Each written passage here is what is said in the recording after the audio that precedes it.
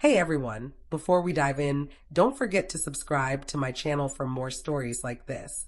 The rooftop gardens of the Sterling Hotel glowed with countless twinkling lights threaded through blooming vines, forming a starry canopy over my brother Daniel's wedding celebration.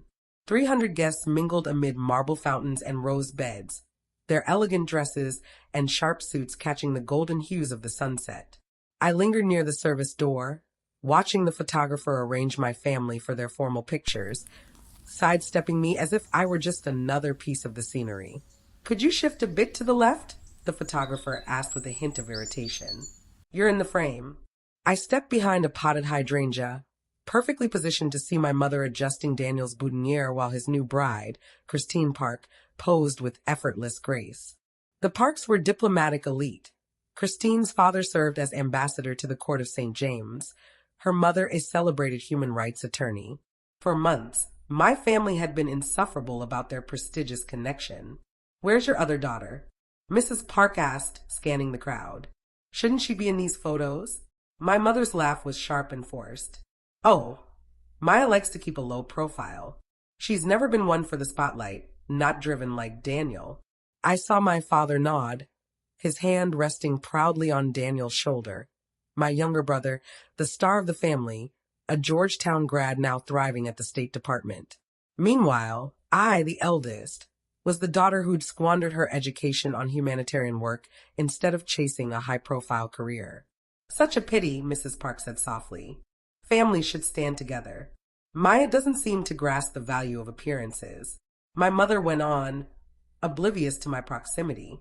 "Christine, you're fortunate your sisters are all so accomplished. We have Daniel, who's exceptional, and then Maya, she tries her best." The photographer lifted his camera. "Perfect," everyone smiled.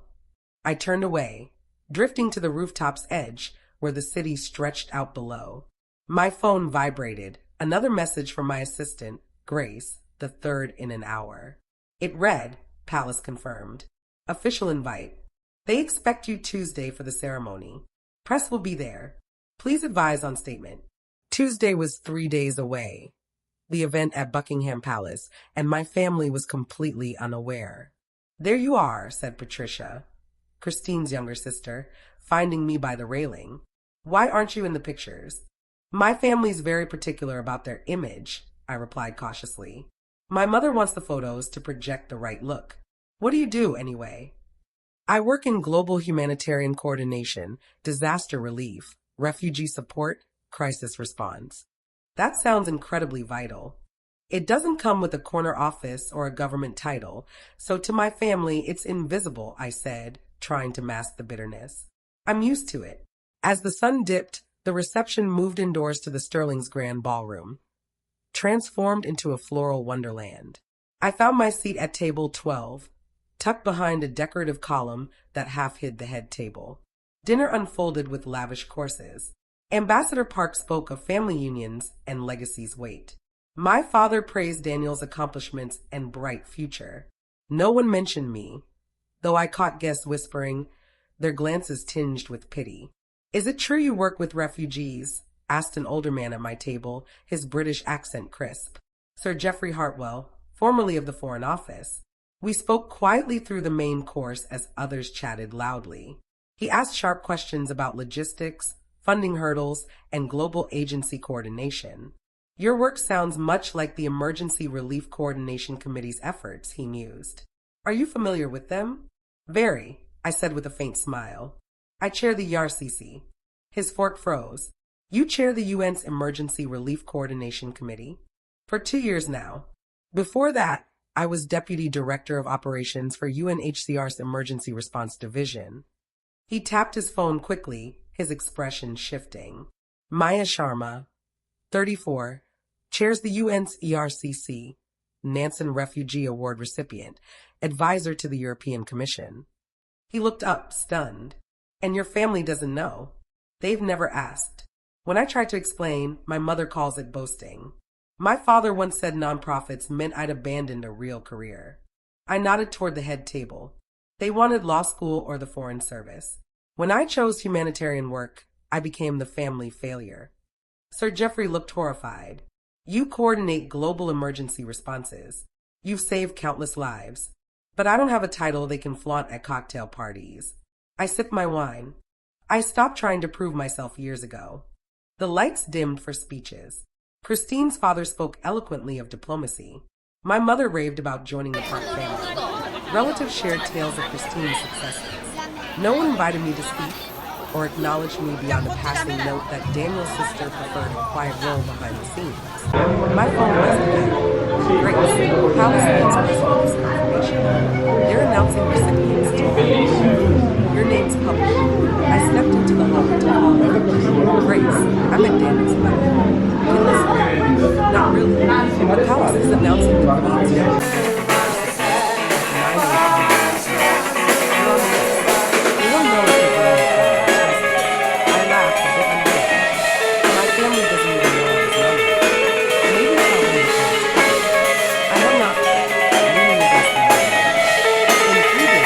I'd receive an award from the Queen at Buckingham Palace for humanitarian service.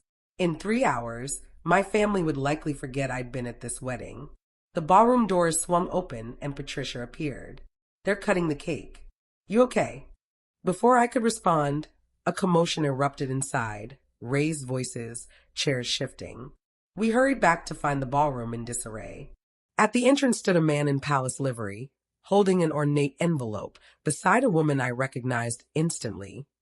Dame Elizabeth Thornberry, the Queen's private secretary for Commonwealth Affairs. I apologize for the interruption. Dame Elizabeth's voice cut through the hushed room. I'm seeking Miss Maya Sharma. Every eye turned to me. My mother paled. Daniel looked baffled. Ambassador Park rose, clearly recognizing the palace official. I raised my hand slightly. I'm Maya Sharma. Dame Elizabeth smiled, crossing the parted crowd. Miss Sharma, apologies for the unannounced arrival. Her Majesty wished to ensure you received this personally before tomorrow's public announcement.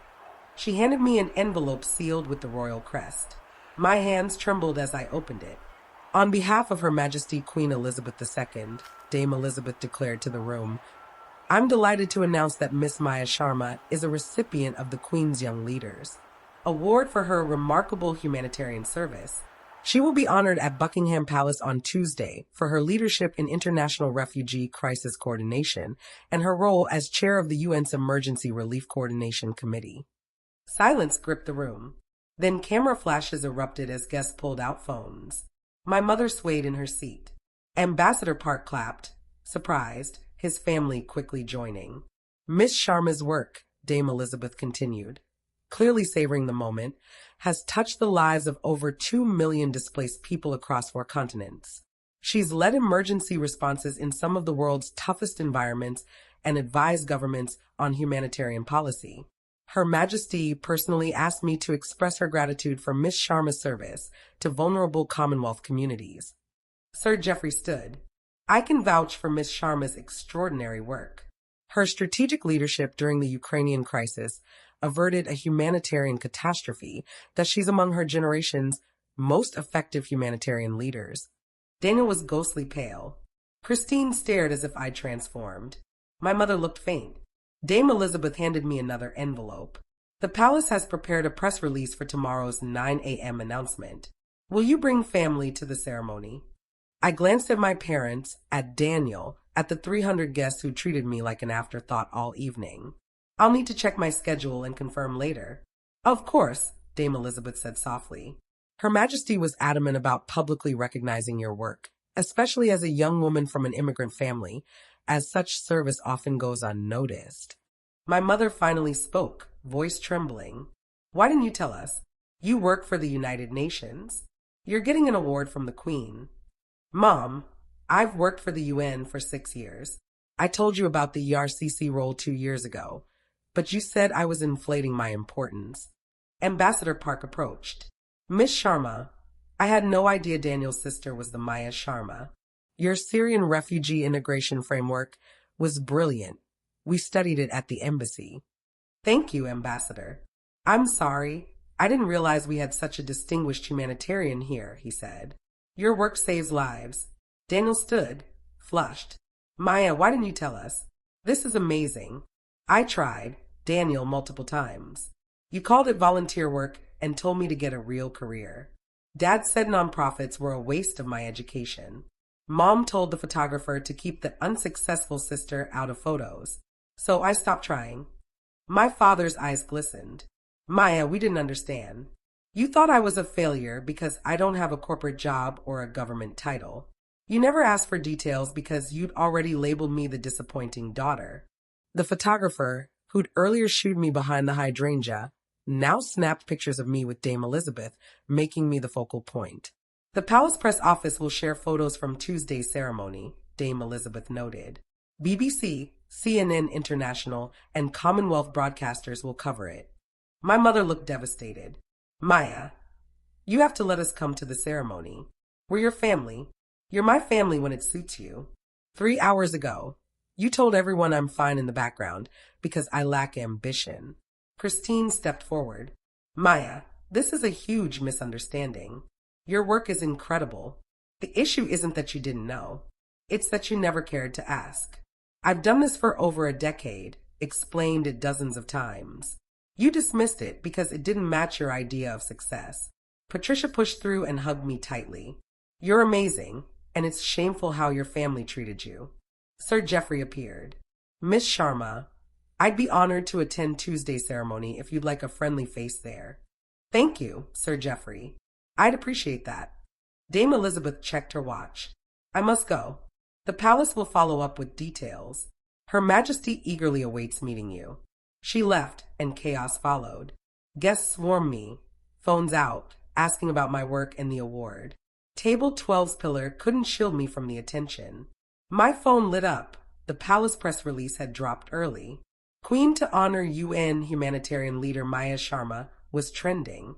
Photos of me in refugee camps, coordinating relief, meeting officials, flooded articles, exposing my career to those who dismissed me. Daniel pulled me aside. Maya, I'm so sorry. I didn't know you were at this level. I told you I worked for UNHCR, explained the ERCC role, mentioned refugee operations. You called it volunteering and moved on.